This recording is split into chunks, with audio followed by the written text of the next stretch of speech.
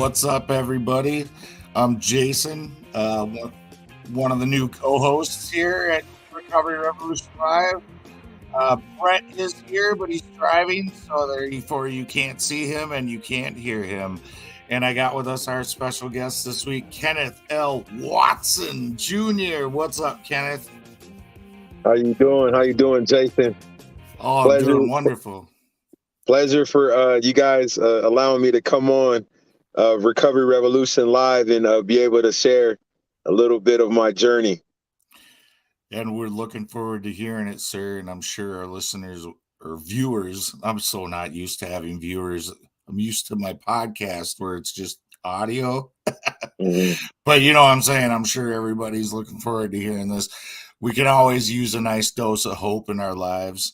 And with that being said, man, before we really get going, why don't you take a moment to briefly introduce yourself to the audience and let us know who you are, and we'll go from there. Okay. Good evening, ladies and gentlemen. My name is Kenneth L. Watson Jr. I'm an author of the book 12 Faces of Sober, as well as I have a podcast, 12 Faces Sober, on Amazon, Spotify, Apple Music, and all that good stuff. I am, like I said, recovering alcoholic. I've been sober since November 15th of 2016. Nice. I am a disabled veteran of the U.S. Army.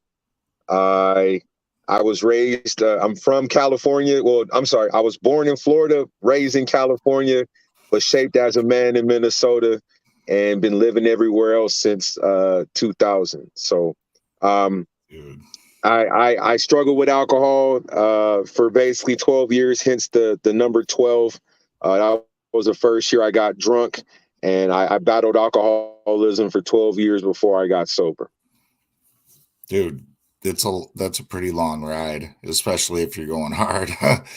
But it's awesome that you live here. I almost, because I recognized your name when I seen you pop up. Like, are we friends on Facebook, or like, have we met before in any recovery stuff around here? No, I haven't really participated really my home group here, and but they don't. It's no longer. They're no longer active. They closed down that recovery place. Oh, damn. Unless you saw me on Instagram or something like that, you know, I try to promote sobriety daily as much as I can. Hell yeah. Well, either way, if we ain't already hooked up on socials, we're gonna be, you know that much. Sure. And we now know that we are neighbors, allies, and we live near each other, so we're gonna definitely be getting together, man. And you know, I love that you do a podcast too. I'm looking forward to checking that out as well. Sure.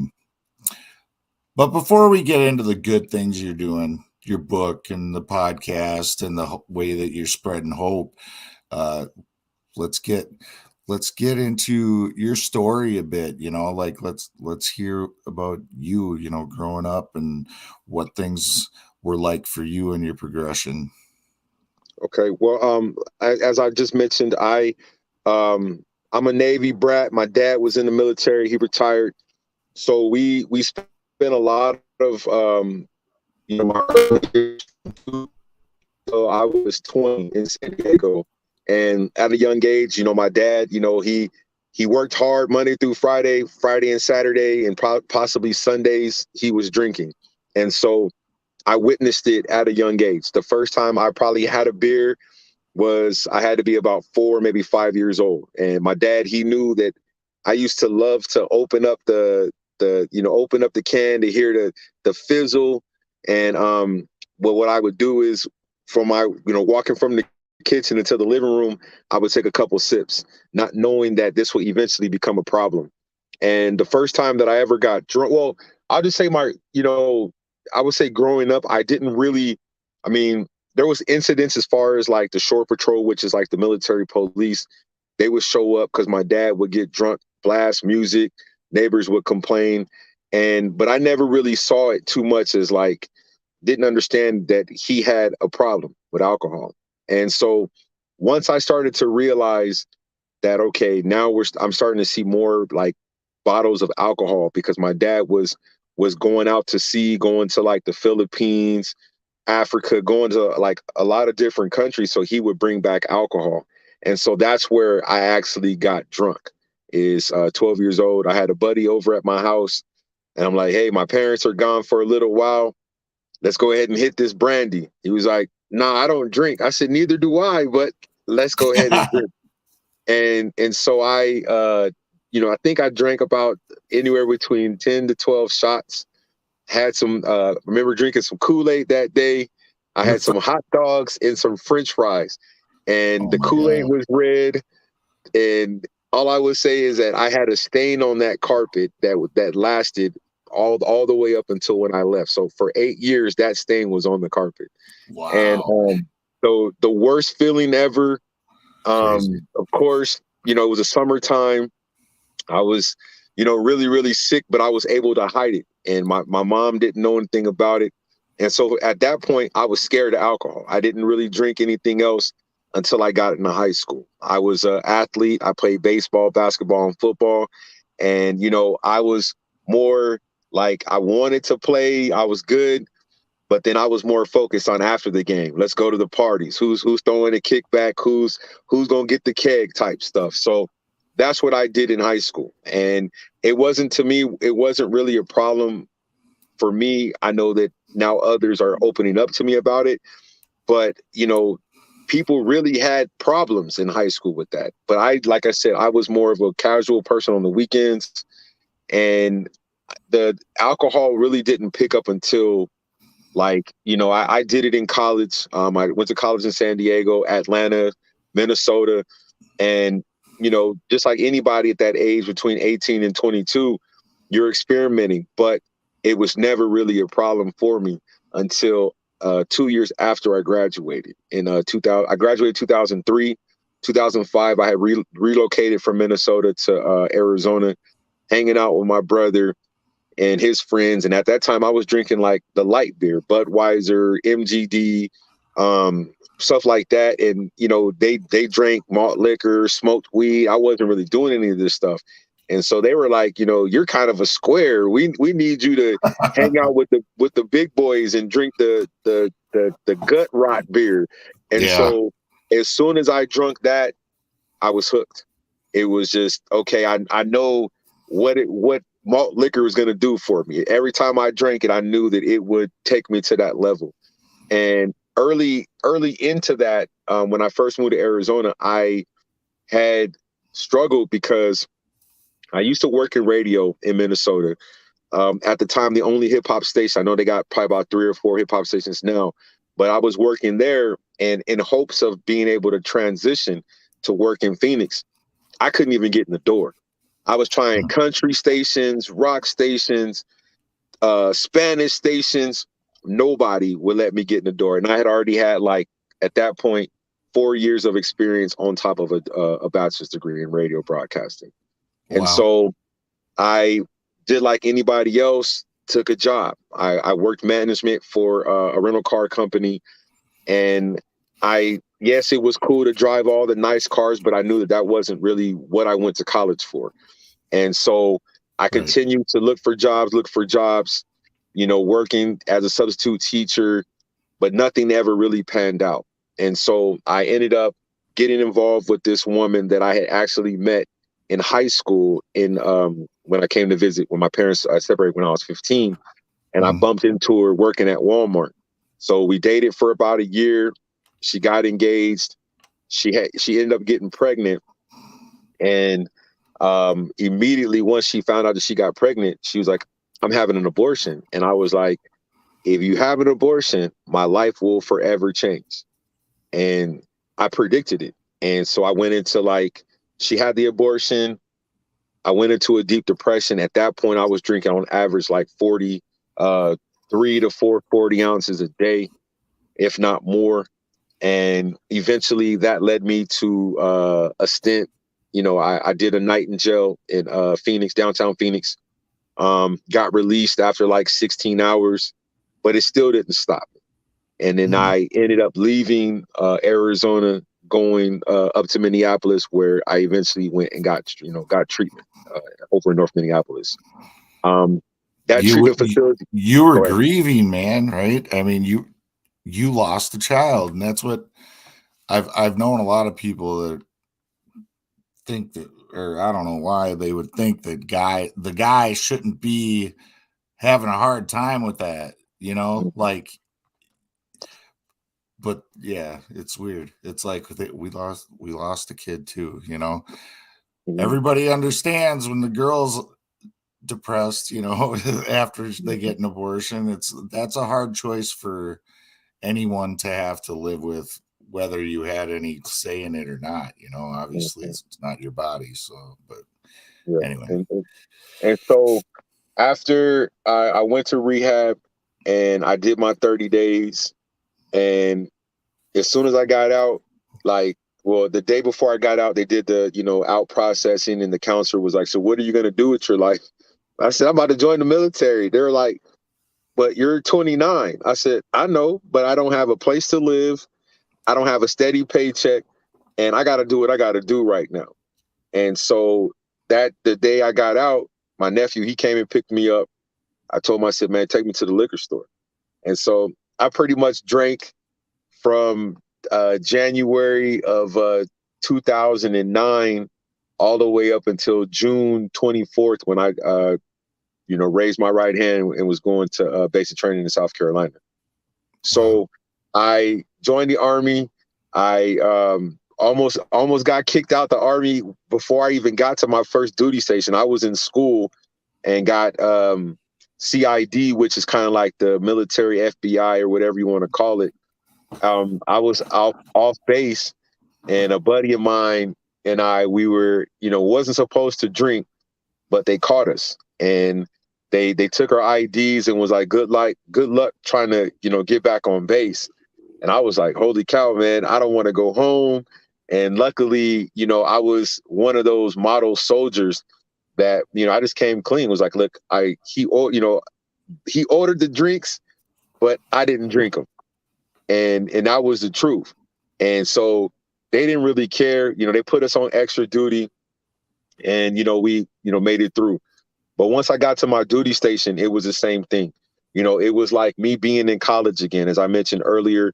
Partying. I lived in the barracks, so it was like a dorm atmosphere.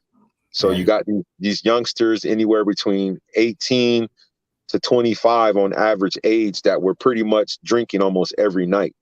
And Right. so I was a cook, so we had the worst hours. So some days I would get off at 1 p.m. and some days I would get off at 7 p.m. It just depends on the start of the shift. So all we wanted to do was drink when we got off. If we worked on the weekends, we would bring the alcohol into the job. That was just the culture of the military. And Right. so I in 2011 I got arrested and on home base for being drunk on duty. Like I said, we was working on a Saturday, and I knew I shouldn't have went to work that day because I partied the night before and had to be up early. And sure enough, we drank all day. I Mm. got into it with somebody, and one of my sergeants had, he knew that I had been drinking, and he knew that I was belligerent, and so they called the cops. Mm. And so I got arrested, but it's not on my record now. I think I was in a holding tank probably for like about 2 hours just to kind of get the alcohol out my system, and they released me. And I pretty much didn't learn my lesson. I continued to drink throughout the next couple of years. As I mentioned, I got married in 2011. Worst mistake, because I pretty much was a victim of domestic violence, not once but multiple times. In which one of the times she got arrested, and at that point, I'm kind of just giving you a condensed version, but basically, um, the military. Well, oh, I take that back. What they did was, this is in 2014. They sent me to rehab because although I was assaulted, I still got a permanent scar on my leg from when she cut me with a mason jar, and Damn. they sent me to Alexandria, Virginia, at Fort Belvoir Army Base, and I did another stint in rehab. This time it was like a psych ward type, where it was like the control, where it was like they didn't have doors on the rooms. The Right. showers were like metal. metal toilets. They would warm up, this all kind of different stuff. And so after that, they were getting ready to kick me out. And so for the next like 6 months, I was, going to different briefings trying to, get out. And somehow mysteriously my paperwork got lost. And so that what that means, if it gets lost, you're free to go. So Mm. I went ahead and I put in for a medical retirement. I got approved maybe like a month or two later, and I got out. But the crazy part is that my ex-wife was the kind of person who would love to call the police, despite the fact that I never on record to this day never put my hands on her or anything. But she would just be like, "Oh, he's belligerent. Oh, he's belligerent. He's doing this." But only thing I would do would be in the garage or something, just having a couple of drinks and playing my music. But she didn't like that. Right. So I got out of the Army August of 2015, and it was a shock to me because I had been so programmed to the military that I went back into that depression. And so here I am. I I worked a job. I worked for a various bank. I went to work that first week, and I started to get early stages of diabetes. And I started, experiencing neuropathy. My feet wasn't feeling right, all this stuff, and that was stemming from the alcohol. And so I um, kept, I quit the job and basically went from that job to another job, and I ended up getting fired. And then after that, December of 2015, I've never had a job since because of all the stuff that happened to me in the Army, and the same thing with the abortion. I never really had time to process all of that. And Yeah. so I was like, I need a complete break. And so I drank from, January of 2016, all the way up until I ended up in a homeless shelter. Me and my ex-wife pretty much separated, and I had nowhere to go. I was stuck in Phoenix. So my brother, he knew of some, rehab facility supposedly that was across the street from the tent city. I don't know if you're familiar with how they used to have the outside tents in Phoenix, and they were serving people green bologna. I was at the homeless shelter across the street from that. Wow. And after I was sober for 45 days before I got to the point where I was at now. And I had got kicked out of the homeless shelter. So I got kicked out. I ended up going back to Minnesota. And this right here is the deal breaker. Is after a night of partying, I had went to the casino, spent $100 on the cab. So I went to was it Mystic Lake over here that near Red Wing? I Yeah. went there, paid $100, played poker, got drunk, came back. That next morning, my mom woke me up and was like, what can we do to help you? I was, still drunk. And I was like, I don't know, Mom. And she said, I don't want to bury my son. I'm the youngest of I have two brothers and two sisters.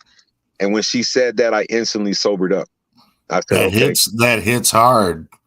That yeah, hits hard. Like when you hear that, because maybe, we really delude ourselves into thinking that we're only hurting ourselves, and like mhm, we ain't hurting nobody else. So it's kind of like a shock.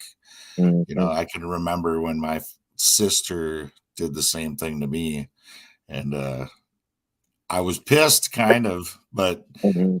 down the road, it's like I get emotional thinking about it, now. Yeah, yeah, and it definitely, like I said, because at that point, I mean, I'm not gonna lie.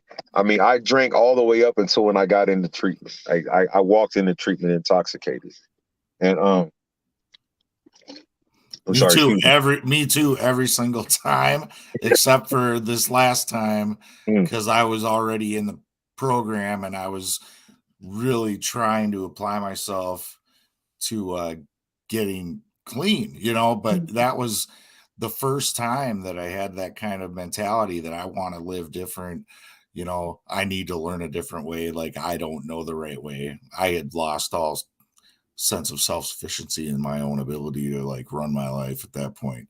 But before that, every time I ever went to treatment, it was I gotta go hard before I walk in the door, you know, every Yeah. time. And it's funny because since I've been clean, somebody told me that that's like a big red flag. Like you pretty much know that door is going to come swinging, you know, back again Mhm. when, you know, like they're not going to make it because they're not really in it or whatever. But I don't know. It just seems to be like I remembered that for some reason and I pay attention, and it seems like the track record will show that it's actually there's a ring of truth to that. You know what I mean? Yeah. So I go ahead and about a week and a half later, I went to treatment, like I said, up in St. Cloud. So big shout out to St. Cloud Regional VA rehab facility. They did me good. They took care of me for those 30 days.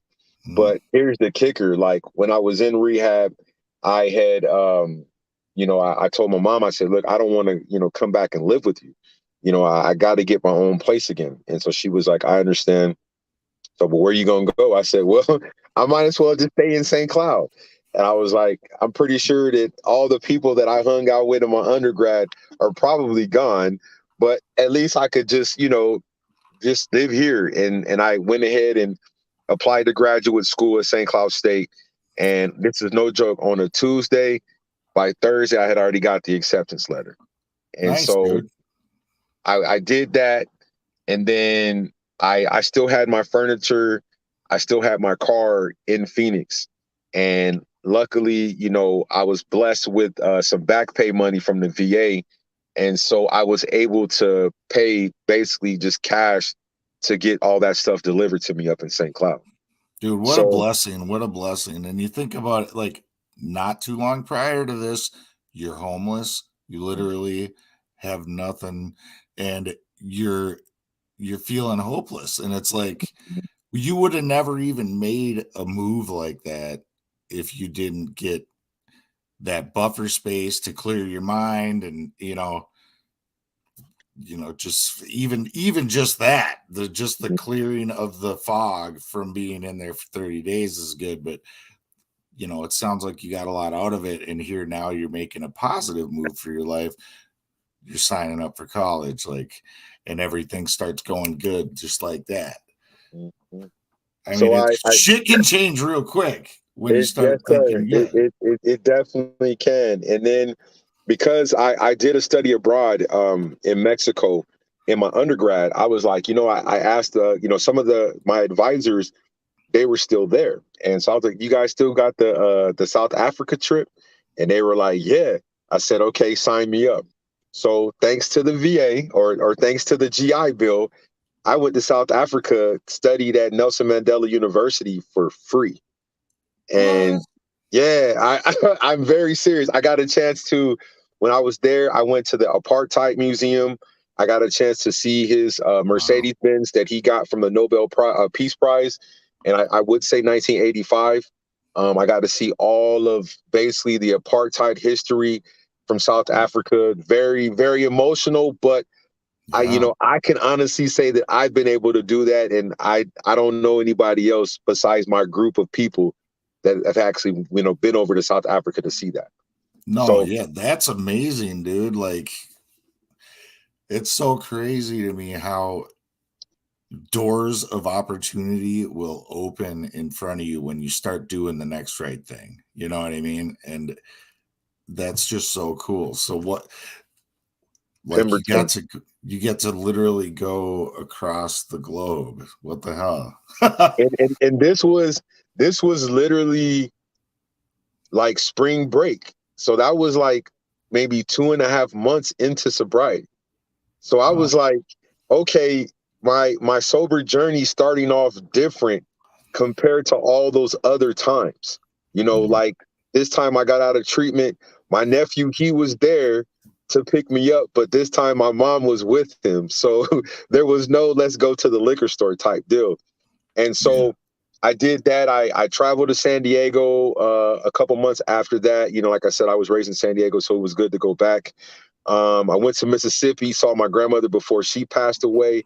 So that left a good feeling inside of me because she, every time I got into trouble, my dad would tell my grandmother, and then every time I would call to check in with her, then she's like, I, Disappointed. yeah, disappointing. So it was good. I surprised her and everything. So, and then in 2018, I Wow. graduated. I graduated with my master's degree in strategic media communications, and then I tried to. Well, actually, I take that back. When I was there, the students were like, because I still kind of dress not really like a youngster, but I dress comfortable. And so a lot of these students were like, "Man, how old are you?" They see the gray in my beard, and I'm like, "Man, I'm damn near 40." They're like, "Wow, what are you doing here?" I said, "Well, I don't have anything else to do with my life but go to school." I said, "I Mm. can't work right now, so I'm gonna go to school." And they're like, "But do you party? You want to go to the bar with us?" And I'm like, "Nah, man, I don't drink anymore." I said, "Maybe if you were on this campus from 2001 to 2003, I might have took you up on that offer, but now no." And so they had hired me on to work on campus as a mentor in the multicultural student services. So like I would do like mentoring this these youngsters and trying to like let them know like, hey, you can party all you want to, but this alcohol stuff is no joke. And so they were the ones who inspired me to write my book 12 Faces of Sober. Nice. And so I ended up relocating in 2019, July July of 2019. I relocated to Florida, and I began starting. Well, actually, yeah, when I first got there, I attempted to go to work, but then the VA was like, if you go to work, you're going to lose all your benefits. So I said, no, I'm not going to go to work. So I decided to go and get my PhD, but I never completed it because my the person that I was dating, she had was in a car accident, so I wasn't able to really focus on the studies because a PhD program is demanding, and I was taking two classes, so each class we're having like 30 to 40 page papers due each week, and I was like, I can't do this. I'm taking her to the doctors and all that stuff, so eventually I might go back, just don't know yet. But so I wrote the book in 2019. 2020 the book was published on Amazon. Uh 2021, I pretty much birthed my podcast, 12 Faces Sober Speaks podcast. And it's similar to you guys' format. I just interview a lot of different people. I've had NFL player on there. I've had an MMA fighter. I've had authors. I've had entrepreneurs. I've had veterans. I've had people with over 20 years of sobriety, clean and sober. So this is my background as far as my education. So now instead of doing it for a hip hop and R&B station, now I could do it for something that I actually respect. I mean, I respect hip hop and R&B. Don't get that twisted, but I Right. respect my sobriety more. And so now I can use that platform and my voice and the broadcasting skills to get Right. on here and and do the interviews and my own podcast myself. And in Dude, my that's gotta be awesome to, because think about, like, I don't know, like, for me, I just think it's like God, right? Like, you go your journey, and at the time when you did all that studying for radio, it felt like for a long time like that was a complete waste of time. But like you said, you have these skills now and that you can bring to the table and add production value to create a product that can be helpful to others or inspiring to others. And you love doing it, right? Mhm, Like, and you have creative control, you know what I mean? And mhm, that's so cool, dude. And I think it's just awesome to see how everything might seem like it's getting out of control along the journey, but all these pieces came together for you, right? mhm. It's super cool. I love it. There you It's go. it's like your story is pretty much what's up, Brett. Your story is like, to me, it's a testament to how if you keep putting one foot in front of the other, even when it feels like you're getting nowhere, just keep moving in the right direction. No matter how slow you go, eventually it leads up to like huge results. You've accomplished a Mhm, lot. You were able to see your grandma before she passed, and like things that you never would have did if you Mm-hmm. didn't get sober. Mm-hmm. Super Yeah, awesome. yeah. And then let's see what else. I my book 12 Faces of Sober actually became a bestseller February 22nd of this year on Amazon. And thank you for those who supported that Congrats. to make that happen. And then I'm actually featured in another book. That one is called Your Voice Matters. That one became a bestseller as well back in, I would say, October of last year. And right now I'm currently working on two books. And it's kind of interesting that you guys, we're doing the interview today, but the publishing company is actually in Minnesota, and they are I just spoke with them. They have the manuscript, they have the pictures, so hopefully they will start getting that illustrated, and hopefully that goes good. And then by Veterans Day in either October, November, I'll have my Army book done. Awesome, Thank you man. very much, Heather. Appreciate it. Congratulations. So the end goal, I guess, each year I try to progress and take not only my sobriety to the next level, but hopefully by next year I can honestly start doing public speaking events. That's what I want to do next. And hopefully if not sooner. So if anybody's out there that needs someone to, hear a good testimony, saying reach out. And like I said, I'll make sure to come and give you guys a very good, inspiring story. Trust and believe that. Nice. Dude, this is all great. And I love that you want to get out there, and your aspirations are growing. I don't know if you're aware of that, but it's like it's blossoming Mhm. as you continue to educate yourself, and you're taking advantage of the resources that you have through the Mhm. VA, and you're using it to your advantage, dude. And I just want to say, bravo, you're doing awesome, man. Thank you. I really appreciate it. You just don't understand, because I'm not gonna lie, these last couple of weeks has been tough as far as, making the transition back.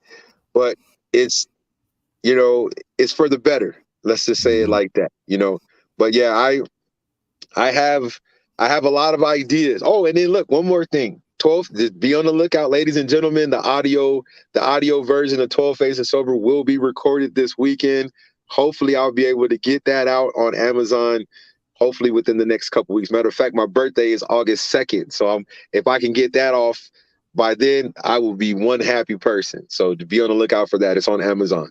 And it's going to be your silky voice, right? It's going to be my voice. Yes, sir. Amen. Yeah, all Yes, right. yes.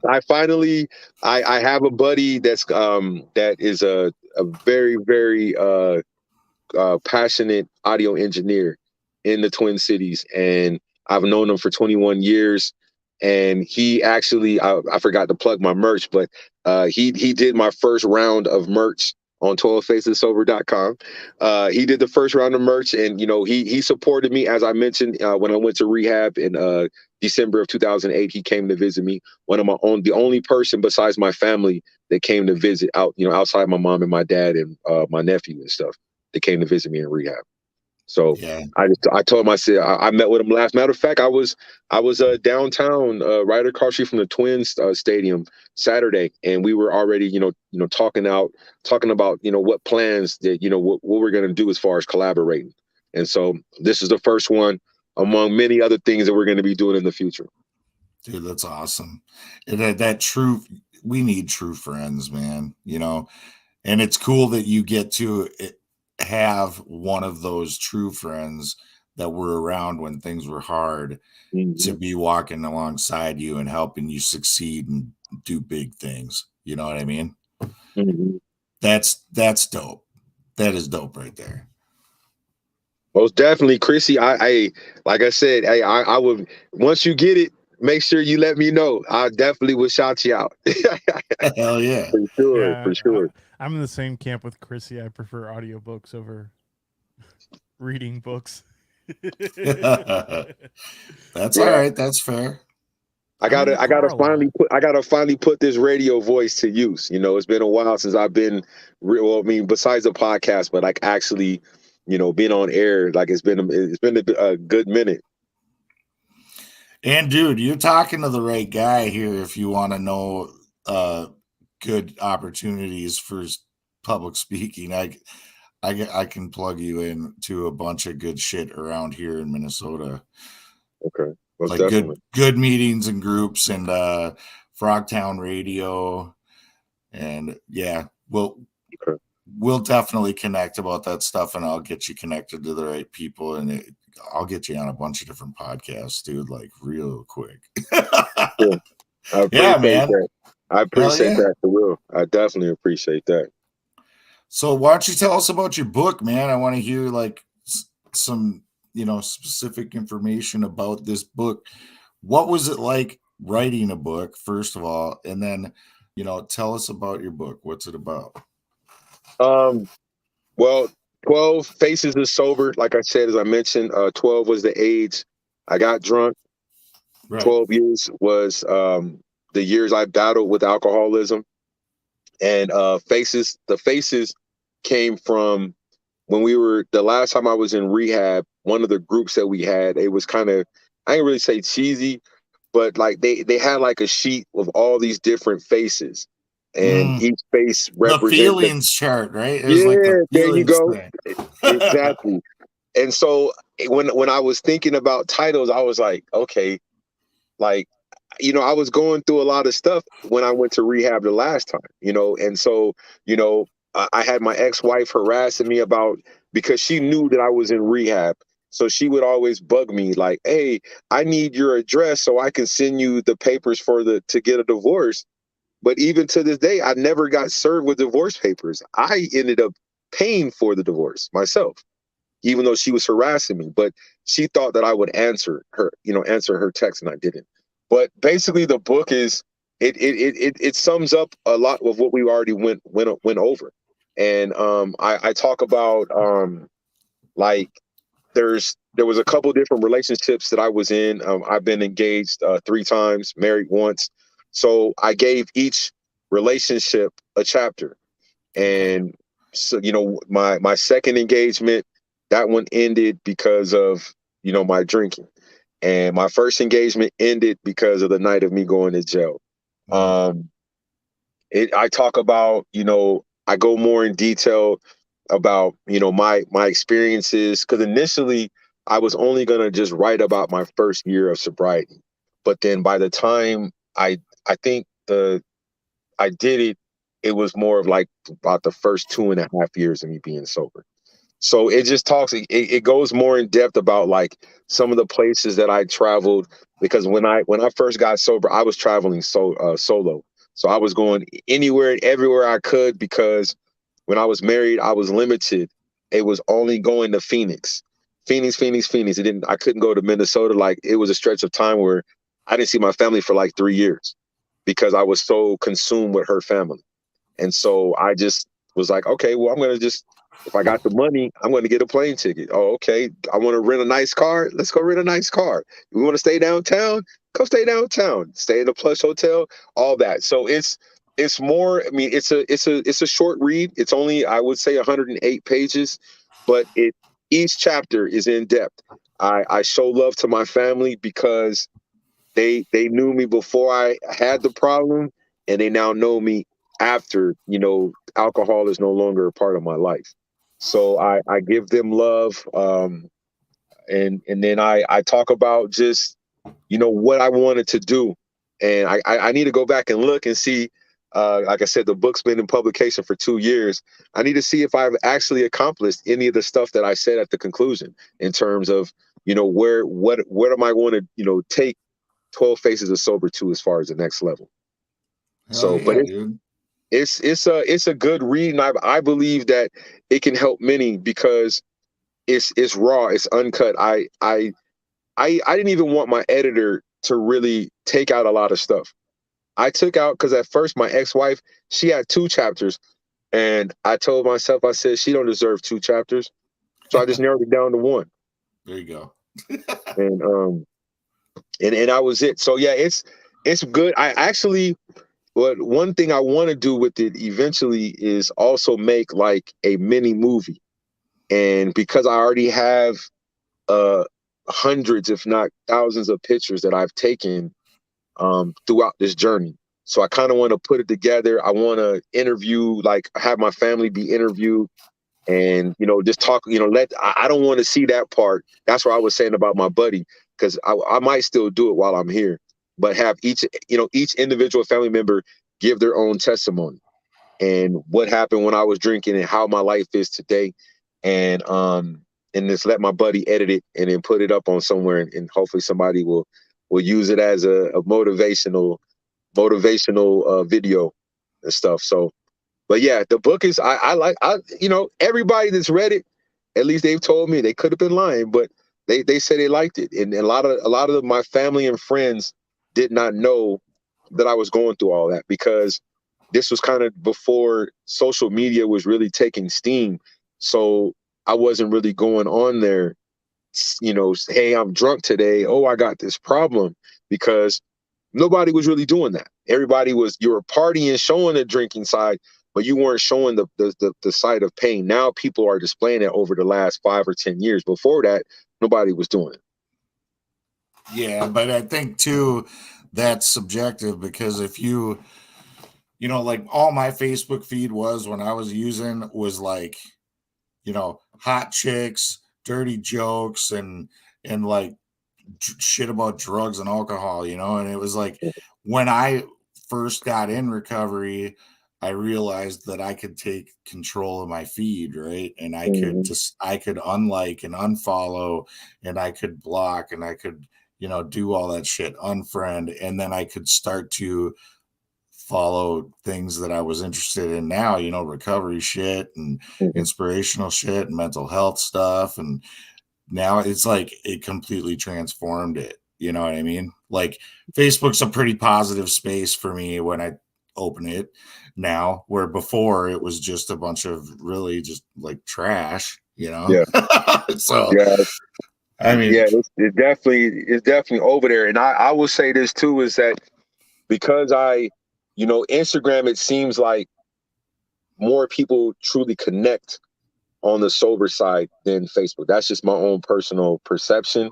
But a lot of there have been a lot of people that I've grown up with, and they come and have reached out and have basically told me, hey, because of you, I have given up alcohol. These are people, like you said, where you would see those pictures at a restaurant, at a club, popping bottles and all that stuff.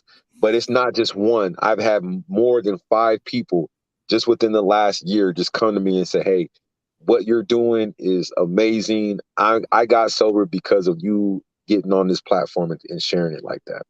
and isn't that just one of the biggest blessings, to know that it's weird, really, like you don't know who's watching, right?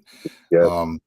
And then I was going to ask you, because just as kind of, because I feel like it's an instructive point. I already know how you're going to answer the question, but a lot of people are hesitant to try to journal or write, to put pen to paper and express their feelings and thoughts and stuff during their process, and they're trying to get better. Did you find it therapeutic? And did you find healing from writing the 12 Faces of Sober? Yes, definitely. What I did was I utilized my notepad and my phone, and whenever I had a thought, I would just type it. And it could be, you early in sobriety, I had insomnia. So it was like, okay, well, I can't sleep. Let me go ahead and this is what I'm thinking right now. Okay. It might not be word for word what I'll use in the book, but it'll be something to that effect that will be, applied to the book. So to be honest with you, I was telling those college students, like literally, I had like, the little miniature notepad that some people like to stash in their front pocket. I had people telling them like, hey, this is your notebook. Utilize it, your mini journal, whatever you're thinking about. Because like I said, you guys are going to forget. Your phone may die, your phone may break, but you still got that piece of paper. So utilize it. Take the notes, whatever it is. If you're having a bad day, write it down. Come back to it later on. and make sure that you don't have that same exact bad day. So yeah, I utilized it. I'm not a person. I mean, I been back doing it because of my, the Army book and the children's book I've been writing. But like I said, I need to get back to just the personal journaling in terms of like, hey, like I said yesterday, I had a really bad day. I was very upset, but I just knew that that wasn't going to last long, Right. and it's like I said, things happen. Okay. I can't be too sad about it. I gotta keep going and keep pushing. For sure. And I mean, no matter how strong your recovery is, Mhm. life still gets lifey, dude. You Yeah, know, we still that is got to true. navigate rough waters and storms in life. It's, nobody's exempt from that shit. So, man. So you got 2 more books on the way. That's awesome. Do you want to tell us anything about them, or do you want to kind of keep that under wraps for now? Oh, well, as I mentioned, I was, I played sports. I played baseball. I wish I would have continued playing baseball because I was probably better in baseball than I was actually playing football. And so what I did was I wrote a book about how, being an African American, being one of the only black kids playing baseball at that park, and how I was treated. But the way I was treated is because I was better than all these other players. And so it talks about that. And my dad, he was the one who put the ball in the glove in my hand, but he was never there because of the military, took his time. So he didn't get a chance to really see how good I was of a player. So I said, okay, well, you know what? Since he didn't get a chance to see it, I'll go ahead and I'll make a book, and he'll be able to see that. And then, like I said, the Army book, in which, like I said, I started working on that when I was in Panama City Beach earlier this year. It's more in depth about the Army. Like 12 Faces of Sober, it touches on certain moments in the Army, my marriage, things of getting in trouble. But this is the day to day. This is like what a soldier or a 92 golf, a culinary arts specialist goes through. And I know that there's no books out there like this, at least from a cook standpoint. So I want to be able to tell the story. So there might be some references to 12 Faces of Sober, but the way that I've been doing it, it has really nothing to do with 12 Faces of Sober. Like I won't even talk about my marriage in that book, or I might talk about it, but like, oh yeah, I was married, but let's talk about what was, my mental state when I was in the Army. Right. Like it's irrelevant to the point of writing that book, as Yeah. opposed to, in your recovery journey, that was a big source of your issues. Mhm. Yeah. Dude, Yeah. I think it's awesome. We all have so many stories to tell on different aspects of our lives. None of us are like one dimensional. So that's cool that you're finding that freedom to express yourself through your writing and putting it out there, and that you have the talent to be able to get it published and, share it with the world, dude. Yeah, most definitely. Yeah. I was my sisters. This is an embarrassing moment, but my sisters used to make fun of me because when I was a kid, you know, before I was old enough to really take showers, I would take a bath, and I would be the only person. Hold on, you can get it on Amazon. 12 Faces of Sober or 12facesofsober.com, and then there's an order now option, either or. And then also on my website has merch as well too, t-shirts, hoodies, tights for women, spandex, all of that stuff. But I forgot what I was saying. I'm sorry. I lost my train of thought. I'm sorry. You're all I was right. trying to respond. I don't want to be a guest that don't interact with those who Nah, have questions and stuff. that's good because, that makes it more personal for the viewer. And, dude, you're not the only one around here that maybe gets squirreled out or has a brain fart either. So don't feel bad. Mm. Because we're all Oh, and then human. someone asked a question. They're in the Pembroke area. I don't know if that's in North Carolina, but just Google AA. If not, they have national AAs that you don't necessarily have to go in person. So just Google AA locally in your area, and I'm sure that it'll probably give you a nice list. Matter of fact, I forgot. My dad lives not too far from Pembroke, but Oh, yeah, nice. I don't know. Yeah, I was gonna say I did see that question earlier too, and I was thinking I have found if you go whether it's the Apple App Store or if you're on the Google Play Store or whatever, but if you just type in meeting finder, you'll okay, find a bunch of different apps and you just download one and then you allow it access to your location and you can change the filters. So like if you're willing to drive 25 miles or 15 miles or whatever, and just click the button and boom, it'll pop up, a bunch. And if you want Narcotics Anonymous, you can get the NA app, the Narcotics okay, Anonymous app, and they have a meeting finder in their app, but it'll only search specifically for NA. But like some of those meeting finder apps, they'll find meetings from all different types of fellowships. So check it out. yeah, Lots of ways. It ain't too hard to find a meeting. yeah, that's true. Yeah. That is true for sure. Brett, what's up, dude? Just posting links in the chat for people. You're the Posted man. the Amazon and his website are in the chat on YouTube and Facebook, so should be able to just click the little link there and order a copy of the book. Hell yeah. I appreciate anybody, and just know that if you do order a book off my website, it will each message is personalized, so no one will ever be able to say, hey, he wrote the same message. So I try my best to give as much encouraging words as I can, even if the person isn't struggling with alcoholism. They just may need a good book, or someone in their family may need it. So I'll address it directly to that person. That's cool. awesome. That's cool. Hell yeah. Nice. Brett, were you listening the whole time or did you miss part of it? I was listening, but I was a little bit distracted at a few points. I was trying to focus on the road some, and then I got home, and then my wife and daughter were there, and I was trying to help get her ready for bed and be helpful, and so I lost focus for a few pieces, but I heard most of it. What a great husband you are. Yeah, I was about to say you're the role model that most men should take a page out of. I don't know about all that.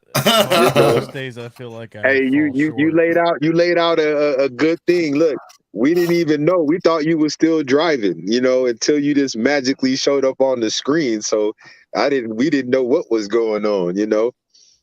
But yeah, I just want to say thank you guys, man. I do appreciate being able to come on here and share a few things, because like I said, my journey is no different from nobody else's. It's the fact that I'm still here sober, and that's all it is. I don't want to go back to alcohol. I have been compromised a few times, but I just know what alcohol did to me. And as you mentioned, Jason, earlier, about how much it hurt others. And so for me, it was like, I don't want that. I don't call my mom. Like when I was drunk, I used to call my family at 10, 11, 12 o'clock at night. Now, my mom knows I won't call her past like 8 p.m. You know what I'm saying? Because I don't want her to be like, oh, Junior then got in trouble again. That's how it was, during that period of drinking. Now it's like, hey, mom, I called you at 10 in the morning. So I called you, late hour. Oh, I got pulled over. Somebody, I got stopped by the police. No, it's none of that no more. So it's awesome. But yeah, I try my best no matter where I go. Like even a couple weeks ago, I was out fellowshipping for the first time in Valdosta, Georgia, and there was a couple of transients, local guys, and then like I had on my 12 Faces Sober t-shirt, and they're like, wow, man, you're sober, and I'm like, yeah, man. And one of the guys, he was like, yeah, I was sober, but he was like sober only because he was in jail. And I said, well, at least, you still could have made something in there. I used to work in a prison here in Minnesota, so I know about the hooch. But Yep. yeah, it's just one of those things where I just, I just want to, be able to channel my energy a different way. And sobriety has really opened up a lot of doors and a lot of opportunities. So I just want to continue doing it. And like I said, if I can help one today, I'm cool. My job is done. And if I can't help somebody today, tomorrow, I want to still go out there and help someone. Right. Or like I always say, today you might be able to be of service, but tomorrow you might be the service opportunity. You know what I mean? It's an ebb and flow. This is how it Yep. works. That's the magic of it. We all need support. We all need help. And then, it's a blessing that we get to get well enough where we actually have something positive to offer the other people around us. You know what I mean? Like, who would have ever Mhm. thought? I never would have thought I had anything of value to share with anybody, just like, 6 years ago. So it's amazing how much things can change and how quick. And your heart is in the right place, dude. And I appreciate the fact that you're doing what you're doing. I just love it anytime I meet somebody who's on a mission to just spread some hope, man, and help some people out. Mm. You know, cast some light in this dark world that we live in. I think he froze up. Oh, there he Uh-oh. is. He's back. He's back. Yeah, hold on, man. Yeah. This I don't know, maybe the storm is about to start happening. I want to do this like my mom got dogs, so, would be working. So it's the most quiet place I can get. So, but at least it's getting bad signal at the end of the interview and not at the beginning. True. It was at the very beginning, and then it was good for a long time, and then now it's been glitching out pretty hardcore again. But we got most of it, dude, pretty good. So I think all is right in the world, sir. Kenneth, I can't wait to hook up with you, dude. We got to get together. Hope you froze Guys, again.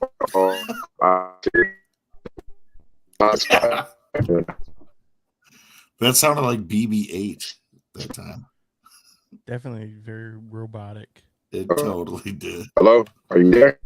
Hey, we're still here.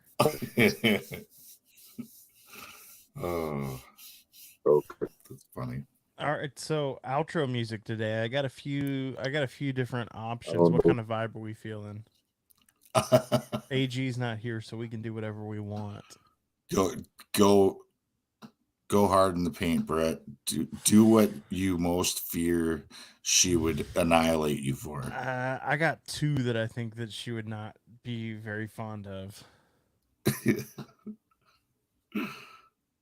All right, let's do this. Let's do this. I feel like we've lost Kenneth, so yeah, he's gone. He gone. He's still on the screen, but he's in our hearts. Yes, he's definitely in our hearts.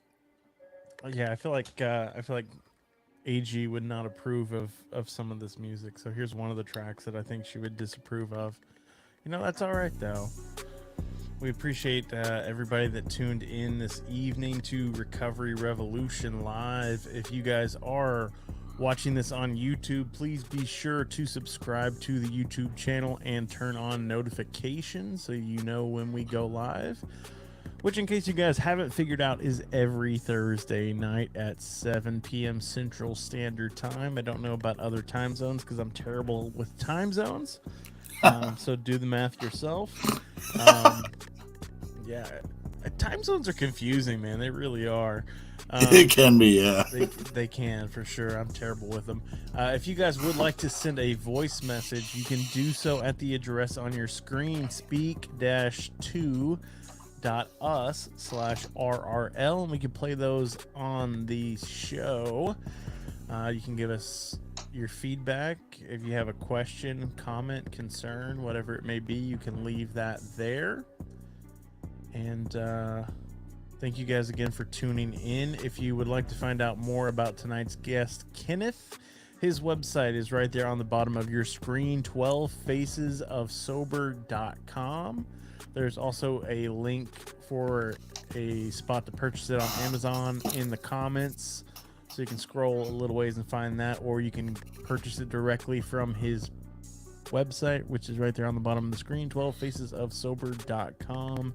Don't forget about the merch. Yeah, merch. He's got merch. Yeah, and I feel like we need to shout out our own podcasts and stuff here, because I've noticed we do an audio version of this show, and listens have been really far down since Facebook got rid of podcasts. So if you like this and you want to hear us on the run without having to see our mugs, be sure to subscribe to Recovery Revolution Live on your favorite podcast player. I also do a show on Wednesdays called Recovery Revolution, or Recovery Revolution. That's what we're on now. Recovery Survey. Yes. Is my show that comes out on Wednesdays. Jason, you have another show as well. Yep, I'm on the Way Out podcast. You can find us at wayoutcast, all one word.com, wayoutcast.com, or we're on all the social media platforms at the Way Out podcast. And you can find all the episodes posted on those platforms as well. Nice. And I think that's all of our announcements. So yeah, man. Thank you to everybody that watched tonight. Thank you, Heather. Have a good night. Oh, Fire Podcast. Thank you, Heather. We appreciate that as always. Thank you. I think this is dope ass outro music. I think so too, but I feel like it's not. I feel like it's not in Ashley's wheelhouse. But I thought kind of the surfy ska whatever stuff that I played last week was cool, and she didn't like it, or the elevator music. Like whatever. I got a couple like happy whatever songs that I'll drop when she's on next. We'll see what she thinks. But I thought this was just kind of chill. I don't know. Yeah. It just sounds hip too, you know, like Heather says she misses the bells. Is she referring to this? The ding sound effect? Well, yeah, he wasn't there for over half of the show to do the ding. I can't do the ding from my phone. I have to be at home in the studio to do some dings. I threw one in. Is that literally a bell from like a hotel countertop or whatever? Yeah, that's the sound, yeah. It's not an actual physical bell, but yeah. Well, you need to say fuck that fake ass synthesized version and go get yourself a real bell. Yeah. Be a man. I threw that sound effect in on 2 weeks ago on my recovery survey. I threw that sound effect in there during one of the interviews. Like I edited it in post because I was like, maybe somebody that listens to my show will get it and they'll hear the ding and be like, yes. Hell yeah. Oh, Heather's gonna get me a bell for Christmas. Hell yeah, Heather. That's what's up. Be a man. Get a bell. Get a bell. Get yourself a damn bell, you bastard. Well, I appreciate that you appreciate my sense of humor because I could do this all day. And it's been a long ass day, so I'm just like, I hear that. I'm tired. I am tired. That, man. Me too. Tomorrow should be a short day because my boss is trying to keep us from working too much overtime. They only want to let us get 10 hours of overtime a week. Oh, seriously? I'm already over 50 and I got tomorrow and Saturday to go. So I'm going to be rolling in the money next Friday. Gonna get a gold plated bell. Oh shit, yeah, freaking A. Well, I'll get some gold spray paint and just spray paint one of them bitches. Because I still got to be thrifty, yo. Here's oh, I guess we could play some other music. Here's this one's a little more A little more chill. I feel like it's a little more romantic. This is like doomy music. Mhm. Oh shit, Kenny G. Well, it's hard because you got to find music that you can use on the stream that doesn't have the. Oh, I'm blanking on the term. Yeah, copyrights and stuff. Yeah. Yeah, but can't you? I see people doing it all the time. As long as you have a disclaimer that says I don't own the rights to this music, can't you play whatever you want? Or no? I'm not 100% sure on that. I know that when we first started, when Carl first started with us, he played a song and Facebook took the video down. Oh, I believe it. Dude, could you imagine getting sued when we don't even make a red cent for doing We don't this? make any money, yeah. This is a service opportunity, and we're getting sued for like millions for playing somebody's shit. I would pass that to JR. Here you go, JR. This is for you. He's the CEO. So we got He's that. not even here to defend himself right now. Yeah, we also got this one. This is the one that I think Ashley's really gonna like. Okay. Because it's just like fun and happy. I don't really know what kind of music she likes. This sounds like something off of a child's television channel. This is definitely not like my Sprout. vibe. You ever watch Sprout with your baby girl? Sprout. No, I haven't seen that. Oh, dude, your kid will love it. It's for like toddlers and younger. Nice. Like, what's it on? It's a cable channel. It's called Sprout. Oh, I don't have. That's cable. the name of the channel. You could probably look it up online and just get a streaming service or you could probably watch shit for free online. Nice. I don't know. Sprout. I remember when my son was a baby, dude, he'd be out and then 3 hours later I'd realize I'm still sitting there watching Sprout. Nice. Nice. Nice. There's the girl that did the nighttime show, the Good Night one, and I would always joke with my wife. She's my ex-wife now, but I would always joke that was my side chick, you know. Nice. I think her name was Nina. Wyatt loved Nina. He was like, Mama, Nina. Good story. Good stuff, man. Good stuff. All right. So I feel like this is my pick for Ashley, is this song that I personally am not a fan. Are you saying Ashley is like a small child? No, but I mean, out of all the songs that I've selected, I think this one is most fitting for her, I guess. I don't know. I'm like overtired. You see what an idiot I am. But like she wouldn't even tell me what kind of music she liked, so I don't even know. Yeah, she had no direction to go. She had nothing. We'll find it. We're gonna find it. I like a couple of those hip hop kind of sounding tracks. Those are good. I don't know. Whatever. I also found a lot of like really experimental stuff, but I don't think anybody would like that. Experimental, like how? Like weird music. I like weird shit. Me too, man. Me too. Maybe let's just outvote her. I got a lot of weird shit on my phone. People will be like, "Whoa!" They get musical whiplash when they ride with me at work because it'll go from one direction way over here and then all the way on the other spectrum, and they're like, "What the hell is this?" Like some of the weird shit, they'll be like, "What is this? What are you listening to?" I'm like, "Well, I have an eclectic taste because I'm a complicated person." Still waters run deep, man. Yeah. I feel it, man.